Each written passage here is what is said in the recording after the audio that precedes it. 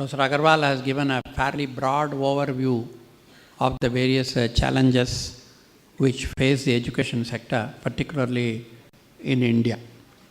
I want to only concentrate on one aspect which I think is extremely important for us and has not received much attention so far. There was a mention about world-class universities and all, and a lot of debate which is still fresh in your memory on this. There is also a popular saying which says, beauty lies in the eyes of the beholder. That applies even for world-class universities. It depends on how you look at to define which is better than which is not as good. Irrespective of how you define, education, particularly at the higher level, depends on three legs.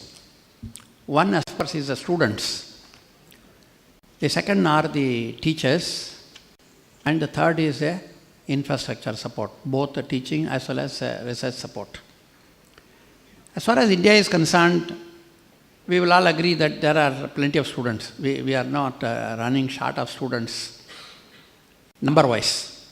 But we have a problem because by the time they enter the university, they are already, they have spent almost 15 years of various levels of schooling, preschool to primary, secondary, all sorts of things. And very often it is said that the college, once they come to higher education, you have to undo a lot of things which they have learned during that 15 years time. So it's important that if you really want your higher educations to be globally competitive, your education preceding has to be globally competitive. It's not a question of just spending that many years in an education institution. What is the quality and the nature of training which they get before that? And I must say, we have not still done enough. After 60 years of independence, we introduced RTE. It's actually a public admission of failure on our part, because you have not made use of that number of students who are available in the education areas. Under that situation, the so-called demographic advantage, which everybody talks about, will only be a myth. I mean, unless we address this problem, the population will be a liability, it will not be a strength. So we have to look at education in totality, and not only I will be competitive globally in the higher university level, but I don't worry so much about primary or secondary. This is not possible.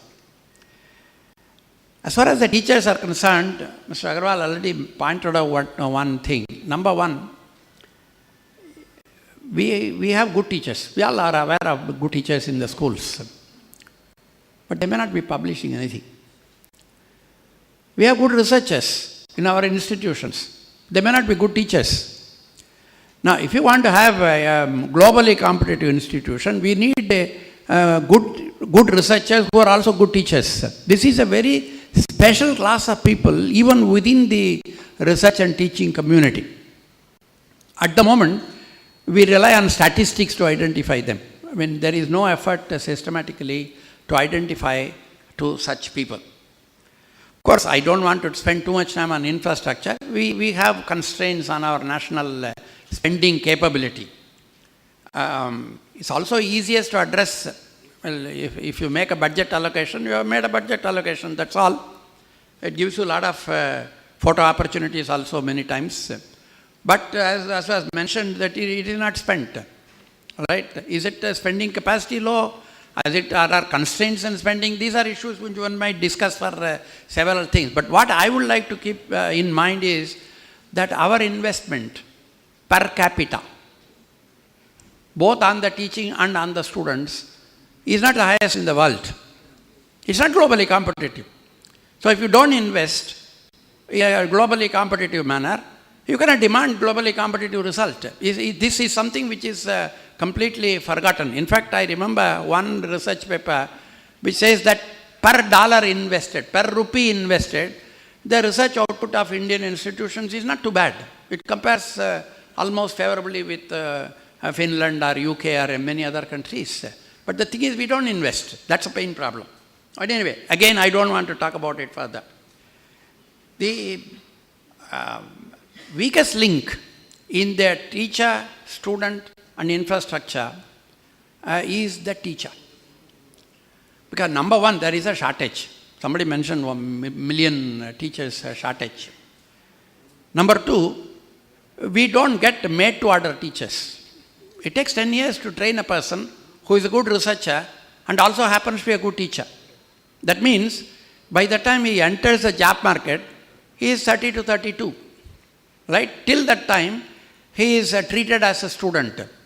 What it means, many of you know. But I don't want to spend that much time on that. But what is important is, that 10 years is a time when he should be getting trained in teaching and research. We don't do anything like that. We leave it on his own. He has to decide. So, by the time he comes his graduation or a master's degree, if he doesn't get a good job, he will go for take up research.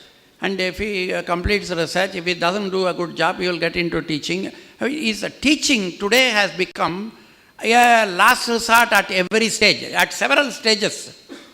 And then we say we are not getting the best of teachers. No, this is not going to work out. And a country like United States, they have at least as a policy, they get the best. Now we want to compete with them giving a higher salary. Are we going to give higher salary than United States to compete with them to get the teachers back from United States? No way. We are not going to work like that. I only believe there is one way, that is you have to systematically nurture people who are good researchers and good teachers at the same time. You may ask, what is this? What is this business? What is it you have in your mind? My feeling is, let's say there is a shortage of 1,000 teachers in our education institution. It's much more. I'm just giving a number. Recruit 1,000 people in the top 10% of our universities. And then say, you are going to take up an MTech or an MPhil program for 2 years under a mentor, with 20% of your times will be spent on teaching assignments, tutorials, like giving lectures. Get him introduced into the teaching culture under a mentor. At the end of these 2 years, the message should be, if you are good as a potential teacher, you will be retained. Otherwise, here is your MTech degree, go and find a job anywhere else. It doesn't matter. In other words, the choice is not one of rejection, but the choice is one of acceptance. You change the direction of the decision making. Then at the same thing repeats at the level of PhD. You train him for 3 years or 4 years for a PhD program under a mentor. There is always a mentor. But 20-30% of the time must be on teaching. And when you complete that, if he turns out to be a good potential teacher, say, yeah, we are very good. We keep you. And if you are not good to be a teacher, here is your PhD degree, go and find a job anywhere else you want. But you are not fit for a teaching profession. Now, during this period, up to PhD, we have a tendency to treat them as students. That means their take-home pay is fairly negligible. At one time, it used to be of that of a class 4 employee.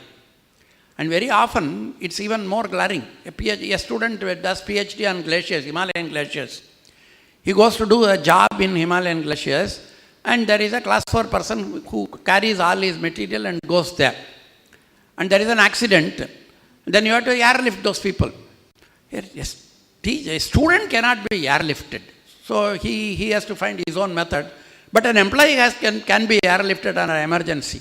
This is an actual case. This is not an imaginary case. This is an actual case. When the moment you brand him as a student, the whole range of things applies to him. What you can and what you cannot do. This you cannot sustain. So after MSc, when he goes over to MTech or MPhil, treat him as a lecturer. His take home should not be less than that of a lecturer, because that's what he will get in the open market. When he is doing his PhD, treat him as a senior lecturer. That's what he will get in the open market. So that he is not affected, and his own neighbor will not say, tum kya kar rahe ho? Unnecessarily you should have taken the job in Infosys instead of that you got into this teaching business. So we have systematically devalued teaching so far. Time has come, we have to change. If you don't change, you are not likely to generate enough teachers to fill up your shortfall. Even an institution like IIT has 20 to 30% shortage of teachers. Then we have more teachers, more students coming in. And then you have created 10 more IITs. From where the teachers will come? You have to wait for 10 more years to do that, and we want it today. So everybody starts poaching. One institute, another, he keeps on moving, available the limited number, and poaching is not going to solve your shortage problem. It is only a temporary solution. So my message in this session will be, if you want to be globally competitive in education, if you want to make use of your democratic advantage in the next 20, 30 decades, if you want to be a major producer of knowledge in this world and compete in the economic growth of the entire world, you have to invest on teachers' nurturing. If you say, I will pick up from the market when I need it, you will not reach anywhere. That's the only message I would like to spend today. Of course, several other points which are also mentioned by Mr. Agarwal, I agree with him, but in my perception, the top where we have not done anything is we are not nurturing teachers enough. Thank you very much.